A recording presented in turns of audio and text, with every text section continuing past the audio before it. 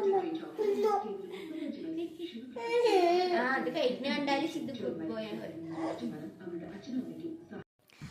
Guys, അപ്പം നമുക്ക് ചെറിയ മോർണിംഗ് വ്ളോഗ് കണ്ടാലോ. അപ്പോൾ ഇവിടെ തണുപ്പായതുകൊണ്ട് വ്ളോഗ് എടുക്കാനൊന്നും പറ്റില്ല കേട്ടോ, അത്ര തണുപ്പാണ്, എണീക്കാനേ വൈകും. അപ്പോൾ ഞാൻ എണീക്കുമ്പോൾ അതിൻ്റെ കൂടെ എൻ്റെ ചെറിയ കുരിപ്പ് എണീറ്റ് വരും കേട്ടോ. അവൻ എണീറ്റ് വന്ന് അപ്പം ഹെയ്തി വെക്കണേ.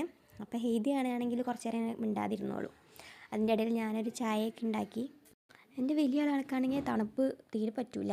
അപ്പോൾ ആളെ എണീറ്റില്ല, അവൻ്റെ പുതപ്പിൻ്റെ ഉള്ളിൽ തന്നെ കിടക്കുകയാണ് കേട്ടോ. പക്ഷേ ഇന്ന് കുറച്ച് വെയിൽ കാണുന്നുണ്ട്, അല്ലെങ്കിൽ അങ്ങോട്ടും ഇങ്ങോട്ടും നോക്കി കാണില്ല, അത്രയും കോടയായിരിക്കും. അങ്ങനെ അവൻ എണീറ്റ് വന്ന് പിന്നെ ഹാളിൽ കുറച്ച് നേരം ഇരിക്കും, എന്നിട്ടൊക്കെയാണ് പല്ല് കഴിക്കപ്പോൾ നടക്കുള്ളൂ. അപ്പോൾ ഞാനപ്പോഴേക്കും റൂമൊക്കെ ഒന്ന് വൃത്തിയാക്കാമെന്നൊക്കെ പറഞ്ഞ് ബെഡ്ഷീറ്റൊക്കെ മടക്കി വെച്ച് അടിച്ചു വരാനുള്ള പണിയിലാണ്.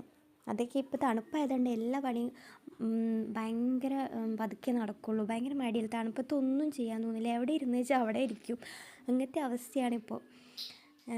എനിക്ക് തോന്നുന്നു ഇവിടുത്തെ ചൂടാണ് എനിക്ക് സഹിക്കാൻ പറ്റുന്നത്, തണുപ്പ് ഒട്ടും സഹിക്കാൻ പറ്റില്ല. ഹെൽത്തിനായാലും ഒക്കെ പ്രോബ്ലമാണ്. അങ്ങനെ അടിച്ചു വാരൽ തുടയ്ക്കലൊക്കെ അങ്ങനെയൊക്കെ കഴിയും. പക്ഷേ അലക്കലാണ് വെരി ടാസ്ക്.